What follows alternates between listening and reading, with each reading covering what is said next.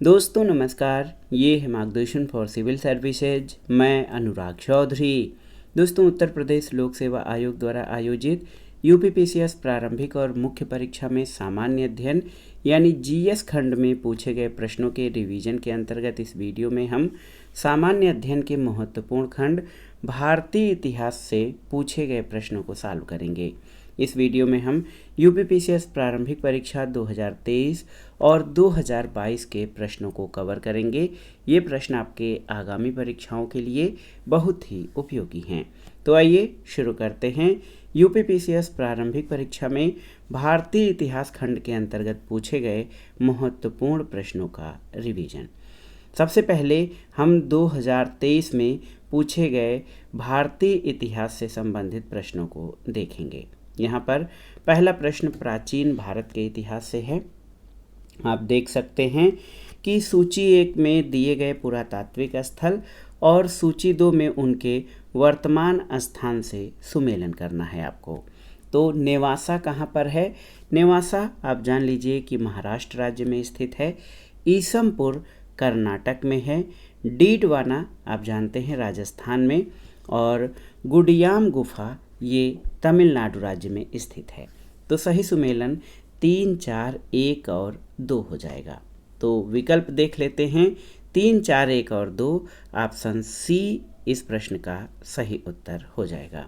दोस्तों आप जान लीजिए कि पुरातात्विक स्थल नेवासा महाराष्ट्र में, ईसमपुर कर्नाटक में, डीडवाना राजस्थान और गुडियाम गुफा तमिलनाडु राज्य में जो है वर्तमान स्थान से सुमेलित किया जाता है। अगला प्रश्न है चरक संहिता कितने अध्यायों और खंडों में विभाजित है? तो महत्वपूर्ण प्रश्न है। हम लोग अर्थशास्त्र कौटिल्य रचित अर्थशास्त्र के बारे में पढ़ते थे, लेकिन चरक संहिता के बारे में हम लोगों ने नहीं पढ़ा था। चरक संहिता कुल 120 अध्याय इसमें और 8 खंड हैं। तो याद रखिएगा, अब ये प्रश्न कहीं ना कहीं किसी न किसी परीक्षा में ज़रूर पूछा जाएगा। तो याद रखिएगा चरक संहिता 120 अध्याय और 8 खंडों में विभाजित ग्रंथ है। अगला प्रश्न है पुराणों के संदर्भ में निम्नलिखित कथनों में कौन सा सही है? देखिए 2 कथन दिए गए हैं। विष्णु पुराण से मौर्य वंश की जानकारी मिलती है, बिल्कुल सही है। वायु पुराण गुप्त वंश की शासन व्यवस्था पर प्रकाश डालता है। तो कौन सा विकल्प? 1 और 2 दोनों सही हैं। ऑप्शन डी आपका सही उत्तर हो जाएगा। दोस्तों विष्णु पुराण से मौर्य वंश की जानकारी मिलती है, जबकि वायु पुराण विष्णु और ब्रह्मांड पुराण से गुप्त वंश की जानकारी प्राप्त होती है। अगले प्रश्न पर आते हैं। निम्नलिखित में से कौन सा युग्म दर्शन और प्रचारक सही सुमेलित हैं? तो वैशेषिक, आप देखिए वैशेषिक दर्शन पतंजलि सही सुमेलित नहीं है। न्याय गौतम सही सुमेलित है। इसी तरह मीमांसा कण्व या कनद ये भी सही सुमेलित नहीं है। उत्तर मीमांसा कपिल ये सही सुमेलित नहीं है। तो आप जान लीजिए कि वैशेषिक दर्शन जो है ये कणाद मुनि के द्वारा प्रतिपादित किया गया। न्याय दर्शन के प्रवर्तक गौतम हैं। पूर्व मीमांसा जैमिनी और वेदांत दर्शन या उत्तर मीमांसा बादरायण के द्वारा इसका प्रचलन किया गया था। अगला प्रश्न है निम्नलिखित में से कौन हड़प्पा संस्कृति के पूर्वी सीमांत का निर्धारण करता है? मांडा, हड़प्पा, आलमगीरपुर और राखीगढ़ी। तो आप जानते हैं आलमगीरपुर यानी जो पूरब का सीमांत है हड़प्पा संस्कृति का। हड़प्पा सभ्यता का सबसे पश्चिमी पुरास्थल सुत कांगेंडोर बलूचिस्तान में है। पूर्वी पुरास्थल आलमगीरपुर उत्तर प्रदेश में, उत्तरी पुरास्थल मांडा जम्मू कश्मीर में और दक्षिणी पुरास्थल दैमाबाद महाराष्ट्र में स्थित है। अगला प्रश्न है कि प्राचीन काल के भारत पर आक्रमण के संबंध में निम्नलिखित में से कौन सा सही कालानुक्रम है? तो यहाँ पर आप देख सकते हैं, देखिए यूनानी, कुषाण और शकों में सबसे पहले कौन आए थे क्रम में? तो यूनानी, शक और कुषाण। ऑप्शन बी आपका सही उत्तर है। प्राचीन काल के भारत के आक्रमणों के संबंध में ये जो क्रम है आपका सही है। अगला प्रश्न है कौन सी कवित्री और पुस्तक सही सुमेलित नहीं है? दयाबाई विनय मल्लिका सही है। सहजोबाई सहज प्रकाश सही है। सोन कुमारी स्वर्ण बेली की कविता सही है, और गंगाबाई गणेश देवलीला ये आपका सही नहीं है। दोस्तों, गंगाबाई कृष्ण भक्ति परंपरा की कवित्री थी। गंगाबाई द्वारा रचित एक स्वतंत्र ग्रंथ गंगाबाई के पद नाम से प्राप्त हुआ है। गणेश देव लीला पुस्तक कवित्री मधुर अली का है। अगला प्रश्न है, देखिए, वैदिक कालीन प्रशासन में भागदूह कौन अधिकारी होता था? ये प्रश्न बहुत ही महत्वपूर्ण है। ऑप्शन आप देख सकते हैं कि जुआ विभाग का प्रधान अधिकारी, राजस्व कर जमा करने वाला, साचार पहुंचाने वाला दूत, या जंगल का प्रधान अधिकारी। तो सही उत्तर भागदूह जो था ये राजस्व जमा करने वाला अधिकारी होता था वैदिक काल में। इसके अलावा अक्षवाप द्यूत अधिकारी और आय व्यय गणनाध्यक्ष होता था। अगले प्रश्न पर आते हैं। मिलिंद पन्हो राजा मिलिंद और एक बौद्ध भिक्षु के मध्य संवाद रूप में है। वो बौद्ध भिक्षु कौन थे? तो सही उत्तर नागसेन। पाली ग्रंथ मिलिंद पन्हो में बौद्ध भिक्षु नागसेन और हिंद यवन शासक मीनांडर के मध्य संवाद वर्णित है। अगला प्रश्न मध्यकालीन भारत के इतिहास से है कि निम्नलिखित में से कौन सा सही सुमेलित नहीं है? इल्तुतमिश रजिया के पिता, सही है। गुलबदन बेगम बाबर की पुत्री, सही है। हमीदा बानू बेगम अलाउद्दीन खिलजी की पत्नी, सही नहीं है। शाह तुर्कन इल्तुतमिश की पत्नी, सही है। तो दोस्तों, यहाँ पर आप देखिए ऑप्शन सी सही सुमेलित नहीं है। क्यों? क्योंकि हमीदा बानू बेगम मुगल बादशाह हुमायूं की पत्नी थी। अन्य विकल्प आपके सही सुमेलित हैं। अगला प्रश्न है, आप देखिए, मध्यकाल में खरीतादार कौन होता था? खरीतादार, तो याद रखिएगा, फरमान यानी आदेशों को भेजने वाला अधिकारी खरीतादार कहलाता था। याद रखिए, खरीतादार फरमान भेजने वाला अधिकारी होता था। खरीता अरबी शब्द है जिसका अर्थ चमड़े या रेशम की थैली से लिया जाता है। रियासत काल में शासकों का शाही पत्राचार इसी खरीता या थैली में पत्र रखकर होता था। अगला प्रश्न है, सूची 1 का सूची 2 से सुमेलन करिए और दिए गए कोड से सही उत्तर का चयन करिए। तो मध्यकाल में कुछ जो साहित्यिक पुस्तकें लिखी गई हैं उनको याद करना बहुत ज़रूरी है। यहाँ पर पुस्तकों को देखिए कि पुस्तक है मीरात ए सिकंदरी। तो मीरात ए सिकंदरी ये गुजरात विजय से संबंधित है। बुरहान ए माशिर ये बहमनी के अहमदनगर का इतिहास इसमें है। रियाज उस सलातीन ये बंगाल के इतिहास से संबंधित है। और रियाज उल इंसा ये आप जान लीजिए महमूद गवां के पत्रों का संग्रह है, रियाज उल इंसा। तो 4, 2, 1, 3 4, 2, 1, 3 ऑप्शन ए आपका सही उत्तर हो जाएगा। अगला प्रश्न है दोस्तों, निम्नलिखित में से कौन फिरोज तुगलक के नागरकोट अभियान के दौरान संग्रहित 300 संस्कृत पुस्तकों का अनुवाद किया था? ऑप्शन है तालिब अमूली, मुल्ला अब्दुल बाकी, मिर्ज़ा मोहम्मद अली या अजीजुद्दीन खान। तो सही उत्तर अजीजुद्दीन खान। फिरोज तुगलक के नागरकोट अभियान के दौरान संग्रहित 300 संस्कृत पुस्तकों का फारसी अनुवाद अजीजुद्दीन खान यानी अजीजुद्दीन खालिद ने किया। ये अनुवादकार दलियाल ए फिरोज शाही के नाम से प्रसिद्ध है। अगला है, निम्नलिखित पेशवाओं के शासनकाल पर विचार कीजिए और उन्हें कालक्रम के अनुसार व्यवस्थित कीजिए। तो सही कालक्रम हो जाएगा, सबसे पहले बालाजी विश्वनाथ। बालाजी विश्वनाथ का सबसे पहले क्रम आएगा 1713 से 1720। फिर बाजीराव का क्रम आएगा 1720 से 1740। उसके बाद माधव राव का कार्यकाल 1761 से 1772। और लास्ट में नारायण राव का कार्यकाल आता है 1772 से 1773।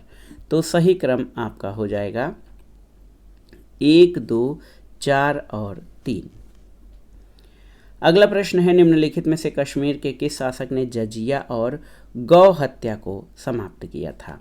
तो सही उत्तर जैनुल आबिदीन, जिसको कि कश्मीर का अकबर भी कहा जाता है। दोस्तों, 1420 में अली शाह का भाई शाही खां जैनुल आबिदीन के नाम से कश्मीर के सिंहासन पर बैठा। वो कश्मीर का सबसे महान शासक हुआ। धार्मिक दृष्टि से अत्यधिक सहिष्णु था। उसकी धार्मिक उदारता के कारण उसकी तुलना मुगल बादशाह अकबर से की जाती है। उसने हिंदुओं पर लगने वाले जजिया कर को हटा दिया और ऐसा करने वाला वो कश्मीर का पहला शासक था। उसने गो हत्या को निषिद्ध किया। उसके समय में महाभारत, दशावतार और राजतरंगिणी का फारसी में अनुवाद हुआ था। अगला है संगीत की टप्पा शैली किस मुगल सम्राट के दरबार में परिष्कृत और विकसित हुई? तो उत्तर है मोहम्मद शाह। दोस्तों, संगीत की टप्पा शैली मुगल सम्राट मोहम्मद शाह के दरबार में परिष्कृत और विकसित हुई थी। अब आइए आधुनिक भारत के इतिहास से संबंधित महत्वपूर्ण प्रश्नों को देख लेते हैं। प्रश्न है कि कौन एक 1857 के विद्रोह का स्थान विद्रोह के आरंभ से सही सुमेलित नहीं है? तो आप देखिए, लखनऊ में विद्रोह का प्रारंभ 4 जून 1857 को हुआ था। झांसी में 11 मई 1857 को ये क्लियर नहीं है। मेरठ में 10 मई 1857 को और बैरकपुर में 29 मार्च 1857 को। लेकिन कई जगह लखनऊ में 1857 के विद्रोह की तिथि 4 जून 1857 दी गई है। एनसीईआरटी और 12वीं की पुस्तक में लखनऊ में इस विद्रोह के प्रारंभ की तिथि किसने दी गई है? ये 30 मई 1857 दिया गया है। और उत्तर प्रदेश लोक सेवा आयोग ने इसका उत्तर ऑप्शन बी माना था। अगला प्रश्न है, निम्नलिखित में से कौन सा संगठन दिल्ली वायसराय लॉर्ड हार्डिंग पर बम फेंकने के लिए उत्तरदायी था? तो उत्तर है अनुशीलन समिति, ऑप्शन ए। दिल्ली में वायसराय लॉर्ड हार्डिंग द्वितीय पर बम फेंकने के लिए अनुशीलन समिति उत्तरदायी था। हार्डिंग बम कांड दिल्ली षड्यंत्र केस के रूप में जाना जाता है। अगला प्रश्न है, वर्ष 1918 के संयुक्त प्रांत किसान सभा का गठन निम्न में से किस नेता ने किया था? स्वामी सहजानंद सरस्वती, बाबा रामचंद्र, इंद्र नारायण द्विवेदी या जवाहरलाल नेहरू? तो सही उत्तर इंद्र नारायण द्विवेदी ने। अवध में होम रूल लीग आंदोलन के कार्यकर्ता काफ़ी सक्रिय थे। इन्होंने किसानों को संगठित करना शुरू किया। संगठन को नाम दिया गया किसान सभा। फरवरी 1918 में इंद्र नारायण द्विवेदी, गौरीशंकर मिश्र और मदन मोहन मालवीय के प्रयासों से संयुक्त प्रांत किसान सभा की स्थापना हुई थी। अगला प्रश्न है, ईवी रामास्वामी नायकर के संदर्भ में निम्नलिखित कथनों में कौन से कथन सही हैं? 2 कथन आपके दिए गए हैं। पहला है, उन्होंने असहयोग आंदोलन में हिस्सा लिया, सही है। और उन्होंने वर्ष 1925 में कांग्रेस छोड़ दी। तो दोनों ही कथन सही है, ऑप्शन ए आपका सही उत्तर है। दोस्तों, ईवी रामास्वामी नायकर ने असहयोग आंदोलन में भाग लिया। वर्ष 1925 में उन्होंने कांग्रेस छोड़ दिया क्योंकि उनका मानना था कि पार्टी ने अपने नेतृत्व में गैर ब्राह्मणों की उपेक्षा की है।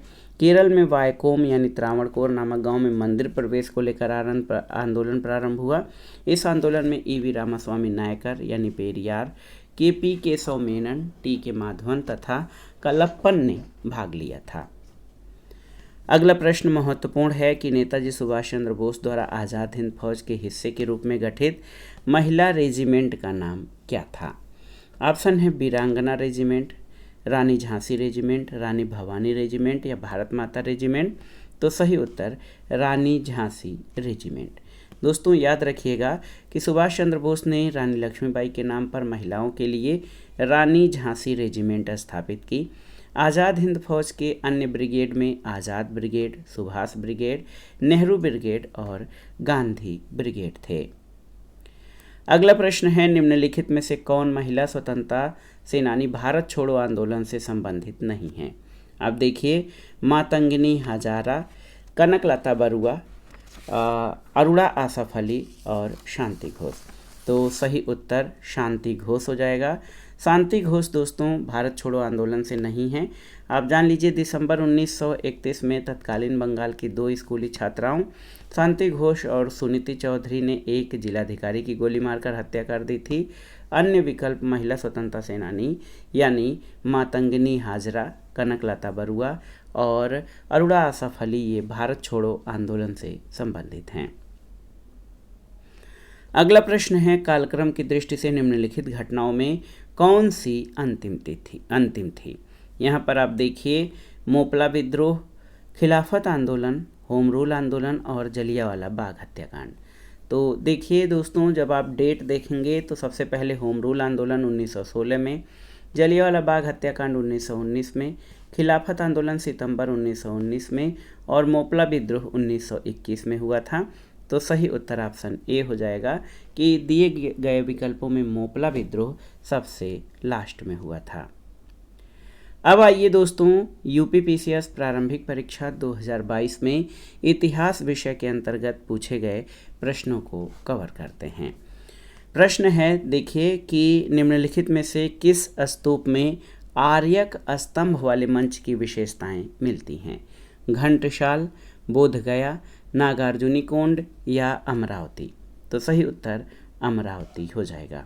दोस्तों, अमरावती स्तूप में आर्यक स्तंभ अथवा आयक स्तंभ वाले मंच की विशेषताएं मिलती हैं और ये आंध्र प्रदेश के पलनाडु जिले के अमरावती गांव में स्थित है। अगला है कि निम्नलिखित में से अशोक का कौन सा शिलालेख धार्मिक संश्लेषण या समन्वय के बारे में कहता है? तो ये 12वां शिलालेख। अशोक का 12वां शिलालेख कहता है कि सभी संप्रदायों के सार तत्व में वृद्धि हो, क्योंकि सबका मूल संयम ही है। हमें सभी संप्रदायों का आदर करना चाहिए। तो स्पष्ट है, 12वें शिलालेख से धार्मिक संश्लेषण यानी समन्वय के बारे में प्रमाण मिलता है। अगला प्रश्न है, चंद्रगुप्त द्वितीय के संदर्भ में निम्नलिखित में से कौन सा कथन सही है, आपको बताना है। बहुत ही महत्वपूर्ण प्रश्न है। देखिए, यहाँ पर 2 कथन दिए गए हैं, इनमें से कूट के आधार पर आपको बताना है कि कौन सा सही है। पहला है, शक विजय के संदर्भ में सबसे सबल प्रमाण इस नरेश की रजत मुद्राएं हैं और इन मुद्राओं की तौल लगभग 33 ग्रेन हुआ करती थी। तो दोनों ही कथन आपके सही हैं, ऑप्शन ए सही उत्तर हो जाएगा। दोस्तों, शक विजय के उपरांत चंद्रगुप्त द्वितीय ने शकों के अनुकरण पर पहली बार रजत मुद्राओं को प्रचलित किया था। इन मुद्राओं का वजन सामान्यतः 30 से 33 ग्रेन तक होता था। तो ये दोनों ही कथन आपके सही हैं। अगला प्रश्न है, सिंधु घाटी की सभ्यता के किस पुरा स्थल से नाव के चित्र या मॉडल प्राप्त हुए हैं? देखिए, हड़प्पा और कोटदीजी, कालीबंगा और रोपड़, धौलावीरा और भागतराव या मोहनजोदड़ो और लोथल? तो सही उत्तर मोहनजोदड़ो और लोथल, ऑप्शन डी। याद रखिएगा, मोहनजोदड़ो से एक मुद्रा पर नाव के चित्र और लोथल से नाव के चित्र युक्त मोहर प्राप्त हुई है। अगला प्रश्न, सूची 1 का सूची 2 से मिलान करना है, दार्शनिक और उनके दर्शनों का। रामानुज, तो आप जान लीजिए कि ये विशिष्टाद्वैत से संबंधित थे। माधवाचार्य द्वैतवाद से संबंधित थे। निम्बार्काचार्य द्वैताद्वैत से और वल्लभाचार्य शुद्धाद्वैत जो है दर्शन के प्रतिपादक थे। 4, 3, 2 और 1, 4, 3, 2 और 1, ऑप्शन बी इस प्रश्न का सही उत्तर हो जाएगा।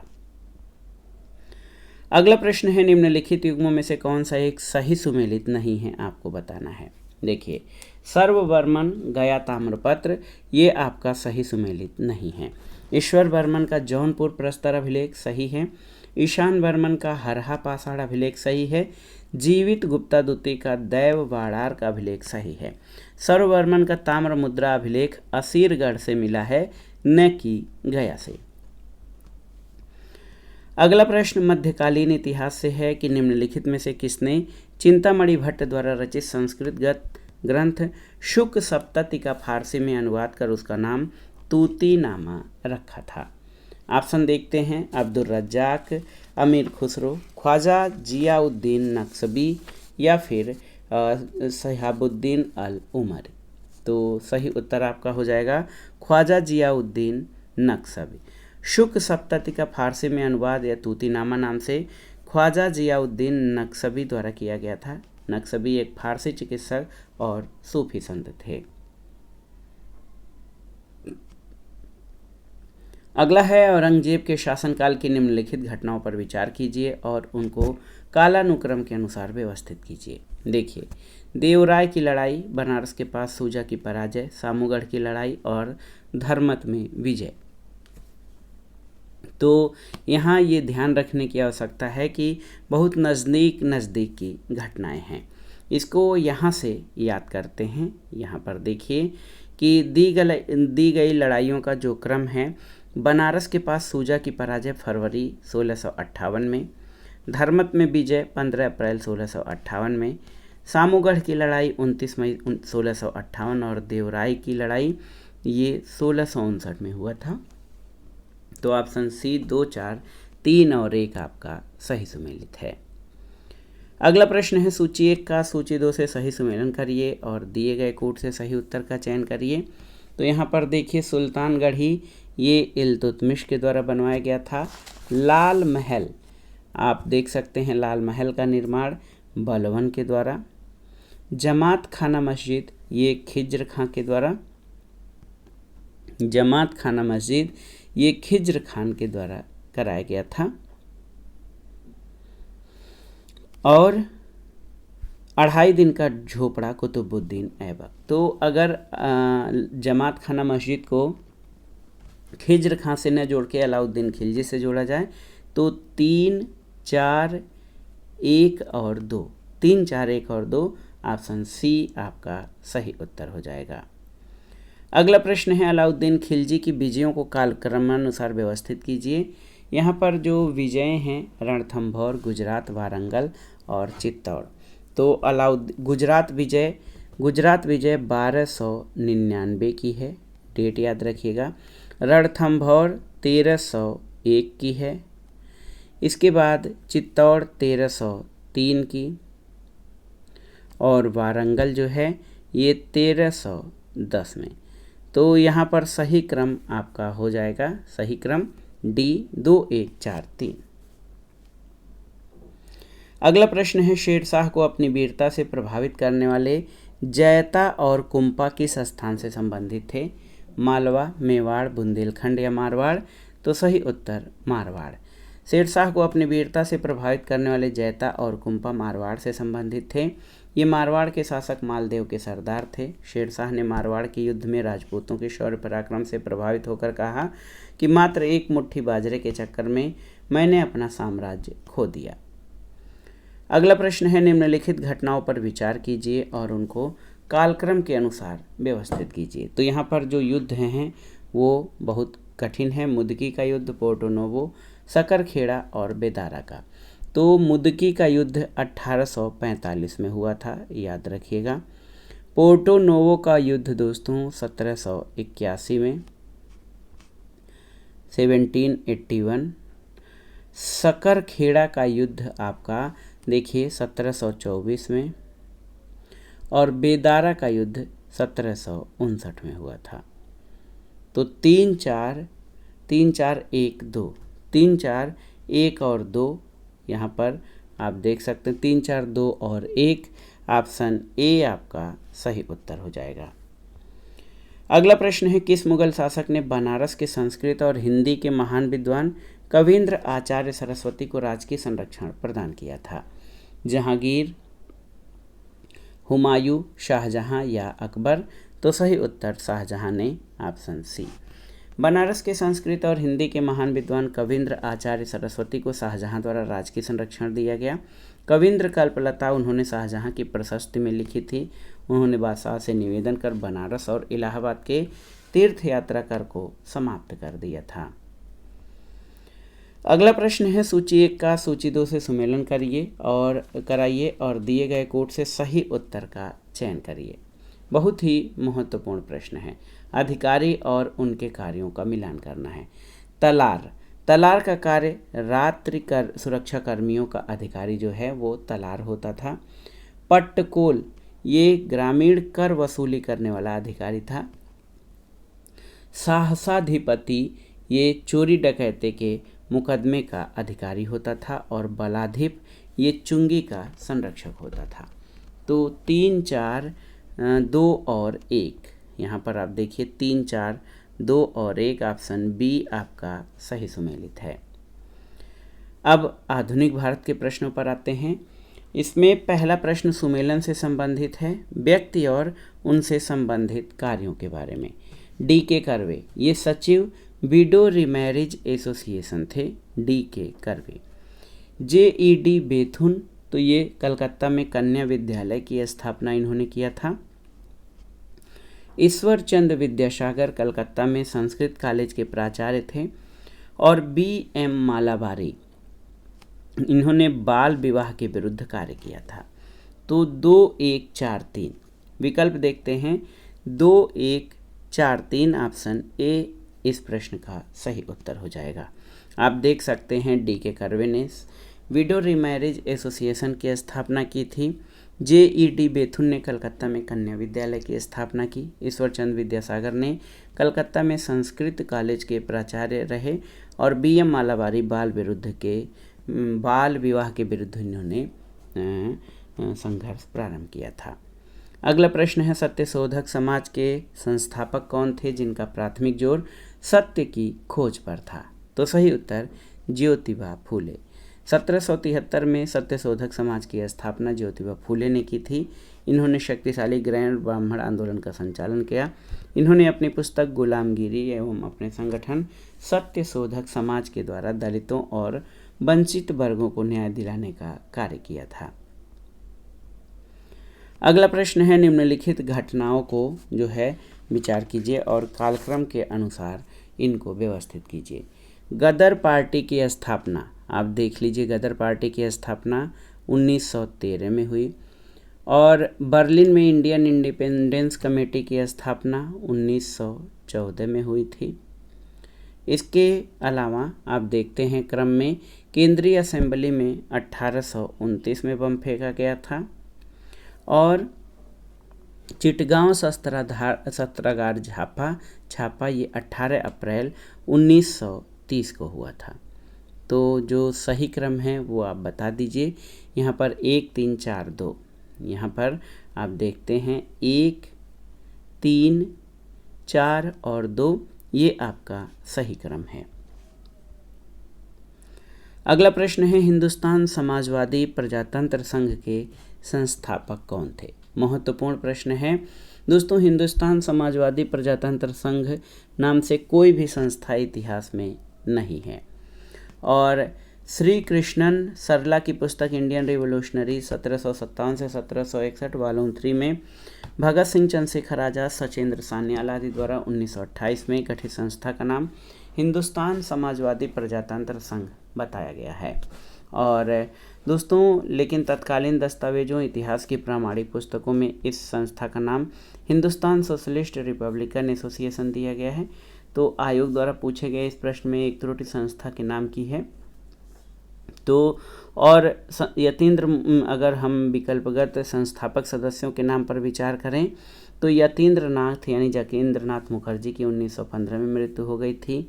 गोपेन चक्रवर्ती और धाड़ी गोस्वामी कलकत्ता अनुशीलन समिति के सदस्य थे। साम्यवादी आंदोलन से जुड़े और मेरठ षड्यंत्र में अभियुक्त थे, लेकिन दोनों HSRA के सदस्य नहीं थे। व्योमेश चंद्र बनर्जी उदारवादी नेता और भारतीय राष्ट्रीय कांग्रेस के जो है पहले अध्यक्ष थे। HSRA के संस्थापक सदस्यों की दृष्टि से भी कोई विकल्प आपका इस प्रश्न में सही नहीं है। अगला प्रश्न है, ज्योतिबा फूले संबंधित थे किससे? श्रमिक संघ आंदोलन से, कृषक आंदोलन से, सविनय अवज्ञा आंदोलन से या जाति विरोधी आंदोलन से? तो सही उत्तर जाति विरोधी आंदोलन। ज्योतिबा फूले जाति विरोधी आंदोलन से संबंधित थे। महात्मा ज्योतिबा फूले महाराष्ट्र में अछूत उद्धार और महिला शिक्षा का कार्य प्रारंभ करने वाले व्यक्तियों में से एक थे। दलितों और वंचित वर्गों को न्याय दिलाने के लिए इन्होंने सत्यशोधक समाज की स्थापना की थी। अगला प्रश्न और आज के वीडियो का आखिरी प्रश्न है कि जलियांवाला बाग हत्याकांड के विरोध में किसने ब्रिटिश सरकार की नाइटहुड की उपाधि को लौटा दिया था? तो सही उत्तर आपका हो जाएगा रविंद्रनाथ टैगोर। दोस्तों 13 अप्रैल 1919 को जलियांवाला बाग हत्याकांड के बाद रविंद्रनाथ टैगोर ने ब्रिटिश सरकार द्वारा प्रदान की गई नाइटहुड की उपाधि वापस लौटा दी थी। जलियांवाला बाग हत्याकांड के विरोध में शंकरन नायर ने वायसराय की कार्यकारिणी परिषद से इस्तीफा दिया था। तो दोस्तों ये था आज का वीडियो।